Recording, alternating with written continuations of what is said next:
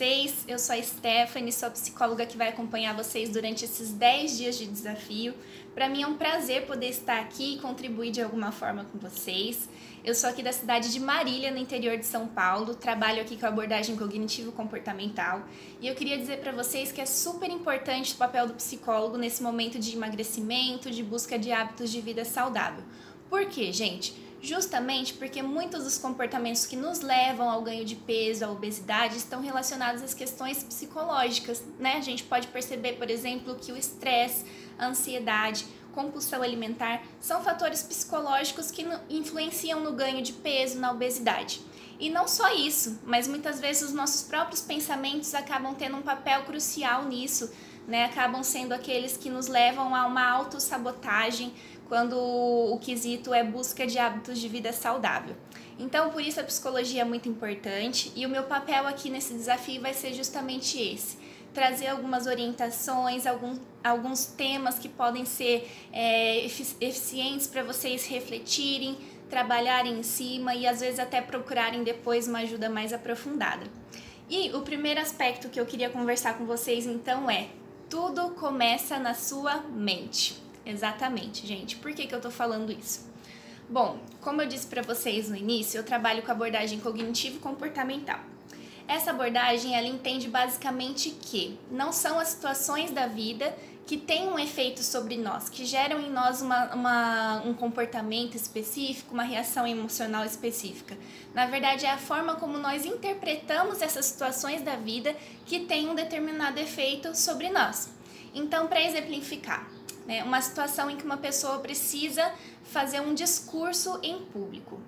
Uma pessoa A poderia pensar o seguinte: bom, essa é uma ótima oportunidade para eu compartilhar um pouco do meu conhecimento. Então, esse pensamento provavelmente faria com que ela se sentisse animada, alegre e cheia de expectativas por esse momento do discurso dela em público, certo? Mas uma outra pessoa, uma segunda pessoa, poderia pensar o seguinte: bom, eu não tenho nada para compartilhar, eu não sou capaz de fazer isso, e esse pensamento poderia gerar nela sentimentos de ansiedade, sentimentos de tristeza, de medo, de angústia diante dessa situação de falar em público, fazer um discurso em público. Já uma terceira pessoa, como que ela pode interpretar essa situação? Ela pode pensar: poxa, pediram para que eu fizesse isso só porque ninguém mais queria fazer, queriam delegar para mim uma responsabilidade que não é minha. Que tipo de sentimentos você acha que esse pensamento traria a ela? Provavelmente ela se sentiria com raiva, provavelmente ela se sentiria sobrecarregada. Então você percebe como uma mesma situação teve 3 tipos de pensamento diferente em 3 pessoas diferentes e por conta disso também trouxe diversos tipos de sentimentos diferentes. Então, isso é o que a abordagem cognitivo-comportamental fala e trabalha em cima. Ou seja, a gente trabalha na cognitivo-comportamental sobre as nossas formas de interpretar as situações da vida, procurando trabalhar essas interpretações para que nós possamos ter pensamentos mais funcionais, pensamentos mais adaptativos, que nos ajudem, contribuam, para a nossa caminhada, para o alcance dos nossos objetivos. E o que determina, que cada pessoa tem uma forma diferente de enxergar as situações, tem pensamentos diferentes com relação às situações. O que determina isso são aquilo que nós chamamos de crenças. As crenças são as nossas formas de enxergar o mundo, de enxergar nós mesmos, de enxergar as outras pessoas. E elas vão sendo construídas ao longo da vida por meio das nossas experiências, dos nossos relacionamentos. Então, por exemplo, uma pessoa que passou por muitas situações difíceis na vida, ela enfrentou situações de doenças graves, situações de acidentes, situações de perdas, de abandono. O que essa pessoa pode acabar desenvolvendo como crença? De que ela não tem controle sobre nada na vida dela e que o futuro sempre vai trazer coisas negativas para a vida dela. Esse é um tipo de crença que essa pessoa pode carregar. Então, por que eu tô falando tudo isso, gente? O que isso tudo tem a ver com emagrecimento? O que isso tudo tem a ver com criação de hábitos de vida saudável? Tudo a ver. Porque você que está ingressando nesse desafio agora, você que está dando esse primeiro passo em direção a alcançar um objetivo que você tanto almeja, com certeza você chegou até aqui com alguns tipos de crenças já formados, com alguns pensamentos já em mente sobre tudo isso que vai acontecer. Por exemplo, quando você recebeu a primeira lista de exercícios da sua personal, qual foi o pensamento que passou pela sua cabeça? Você consegue lembrar? Você consegue identificar quais sentimentos você teve diante daquela lista de exercício? Por exemplo, uma pessoa pode olhar para aquela lista de exercícios e pensar assim: nossa, graças a Deus, agora eu vou ter o acompanhamento que eu preciso e eu vou enfim conseguir alcançar meu objetivo. O que você acha que esse pensamento pode gerar nessa pessoa em questão de sentimentos? Bom, provavelmente essa pessoa vai se sentir animada, vai se sentir alegre por poder estar participando desse desafio. Já uma outra pessoa, uma segunda pessoa, pode olhar para essa lista de exercícios e pensar: isso nunca vai dar certo, eu sempre começo as coisas e não consigo terminar, eu não vou ser bem sucedida durante esse desafio.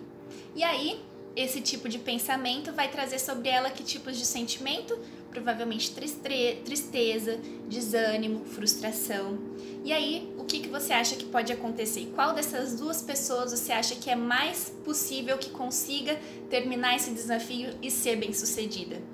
Claro que vai ser a primeira pessoa, né, gente? A pessoa que teve um pensamento mais adaptativo diante dessa situação.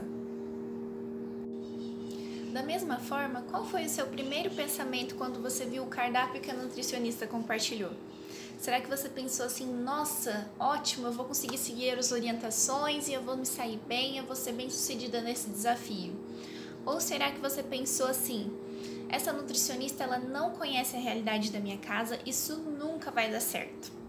E qual desses dois pensamentos você acha que seria mais eficaz para te ajudar a conseguir realmente concretizar o desafio e ser bem sucedido?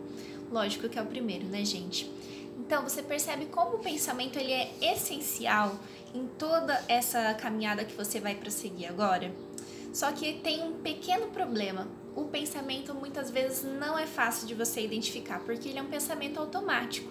Ele acontece contra a sua vontade, ele vem na sua cabeça e você às vezes nem percebe que ele está lá. Então, o que é mais fácil da gente perceber? O sentimento que esse pensamento nos traz e a reação física. Então, sabe quando às vezes a gente começa a se sentir triste, desmotivado, ou com raiva, ou às vezes dá um suador, ou o coração acelera um pouco, a gente fica com um pouco de falta de ar? Tudo isso pode ser uma reação a um pensamento automático que você está tendo e nem percebeu. Então, qual que é a orientação que eu posso te dar? Percebeu que você está se sentindo dessa forma? Está se sentindo desmotivado por algum motivo? Para e pensa. O que você estava pensando alguns minutos antes de você começar a se sentir assim? Será que te veio alguma frase na cabeça? Será que veio alguma memória de alguma coisa que aconteceu antes? Alguma imagem de alguma situação? É super importante você ficar por dentro, a par daquilo que seu pensamento está te direcionando a fazer, para você poder, muitas vezes, confrontá-lo, colocá-lo à prova. Por quê? Porque geralmente a gente pensa que tudo aquilo que a gente pensa é real, é verdade, mas nem sempre é, gente. Muitas vezes pode ser só a nossa crença querendo falar mais alto, e como essa crença muitas vezes é disfuncional, ela pode acabar fazendo com que nós nos auto-sabotemos naquilo que a gente quer alcançar, né? Então, colocar esse pensamento à prova, perceber o que está se sentindo dessa forma, escreve esse pensamento, questiona esse pensamento, qual é a evidência de que ele é real? Por exemplo, vou dar um exemplo para vocês. O pensamento isso nunca vai dar certo porque eu começo as coisas e não termino. Como que nós poderíamos colocar esse pensamento à prova? Buscando evidências. Então, quais as evidências na sua história de vida, no passado, de situações que de fato você começou e você não terminou? E ao mesmo tempo, quais as evidências que provam que esse pensamento não é verdade e que você de fato consegue começar as coisas e terminar? Então, o que você tem na história da sua vida que te prova que você começou situações, terminou e foi bem sucedido nelas? Né? E perceba que não é uma questão de você pensar positivo, mas é de pensar mais realisticamente, né? Porque pode ser que você, ao fazer esse tipo de reflexão, perceba que de fato você é uma pessoa que tem dificuldade de começar as coisas e terminar. E aí a pergunta vai ser outra, né? Então, diante disso, percebi que eu sou essa pessoa, o que fazer com isso? Será que eu preciso continuar sendo essa pessoa porque eu sempre fui assim até agora? Será que eu não consigo mudar? Em algum momento da minha vida eu consegui mudar algum comportamento meu que não me agradava?